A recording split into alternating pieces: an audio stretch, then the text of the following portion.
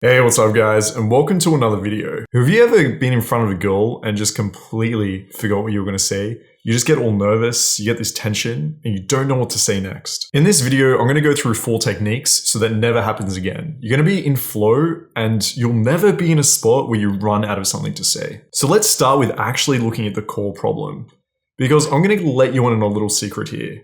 You're not actually running out of things to say. Because I guarantee you, if I said, hey bro, I'm going to give you $1 million if you can sit in front of that girl on that date and continue to talk and not run out of something to say. Talk for an hour straight, I'm going to give you $1 million.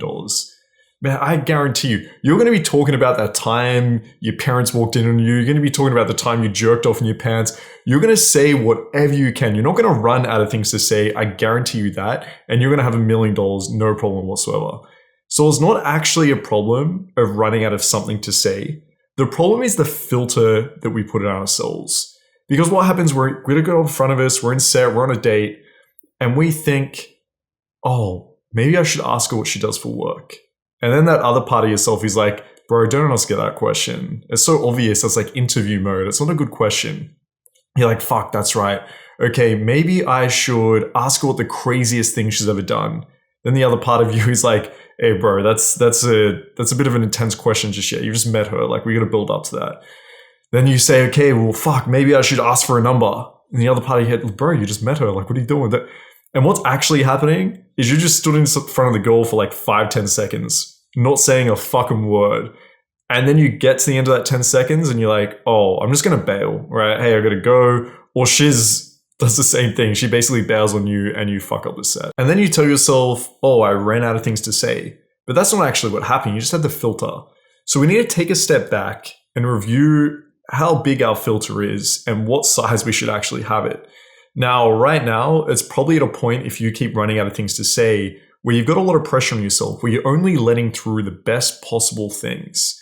And that's great if you're very advanced. Like right now, my filter's tiny as shit. I'm only letting through the really good things. Anything's going to build the traction, move the set forward. I'm not going to let anything else through that filter. But I didn't start that way. I started with a massive filter. I said whatever came to my head. It's better to say something than nothing at all.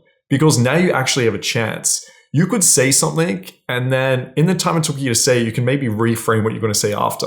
Or who knows? Maybe what you said that you thought wasn't going to be that great actually turns out to be amazing, and the girl responds in a really positive way. And that's how a lot of our routines came about in the first place. We had this wide filter. We were willing to experiment. We were willing to say what was on our mind. And if it worked, we'd use it again. And if it didn't, it's like, okay, cool. We're not going to say that again. But it's a really good way to experiment. But more important than anything is it keeps you in set. It keeps you in front of the goal. And that's the most important thing at this stage right now. So take the pressure off yourself, widen the filter, and you're going to feel more relaxed and flowing in set when you give yourself permission to say more things. Now that's the first point. The second point is being less worried about what you're saying and more worried about how you're saying it. Because even if you widen your filter, you're saying just whatever, if you say it the right way, you can still actually build a lot of attraction, have a good perception from this girl, have a really engaging conversation. So if you're running out of things to say, just say whatever comes to your head or say a topic that you just think of and add emotion and drama within it. So right now I've got my phone sitting here.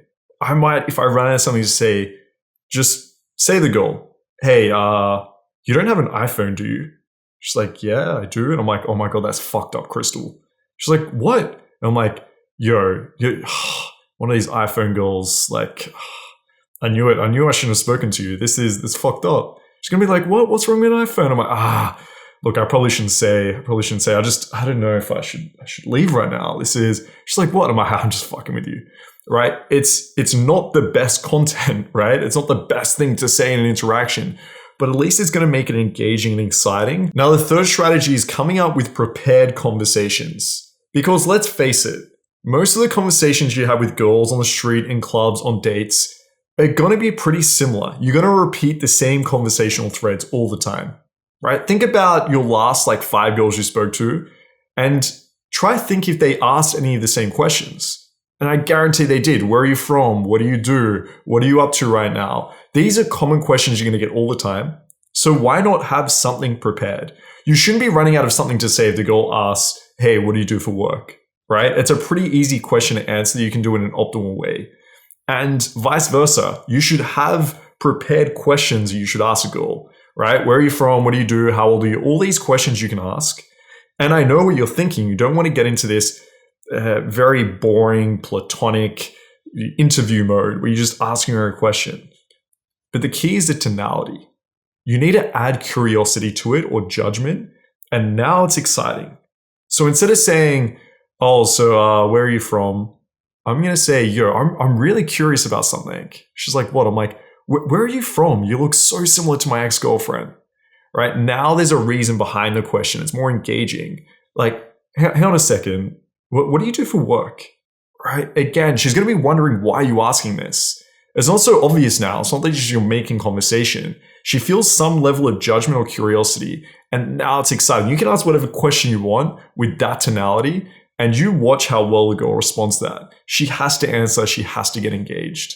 And if you want to find out how to better come up with these responses or how to ask questions and what questions to ask in a very engaging way, we actually have a free course. And within that, there's a conversational masterclass. Okay, so far with Widen our filter, we're having these emotionally engaging conversations. We've got some things prepared.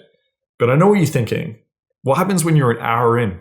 When you're an hour deep on this date or you've been talking to the girl for a while and you're thinking, bro, I'm getting to the point where I'm going to talk about that time I jizzed in my pants or that time the parents walked in on me. Like, what the fuck am I going to do now? I literally am running out of potentially anything good to say. And this is where you need just a fail-safe fallback line that you can use. Now, you kind of heard mine already. Like, something that I'd pop up and say is, if I'm not sure what to say next, I will create some time buffer. I'm just saying, hey, you're Crystal. I don't know why I'm using Crystal, but Crystal, I'm really curious about something. She's like, what? And I'm like, I'm not sure if I should ask. She's like, no, go. And I'm like, okay. That gives me like 10 seconds now to ask a question. And as I said, it adds out like emotional engagement.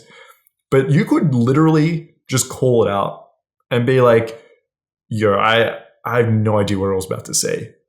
She's like, what? And I'm like, look what you're doing to me. Honestly, like, I've just gone completely blank. I can't think of one thing. And what that does is, you notice it adds a little bit of intent there. It kind of sexualizes just a little bit. So in terms of content and tonality, it's still saying it in a really good way, in a very confident way.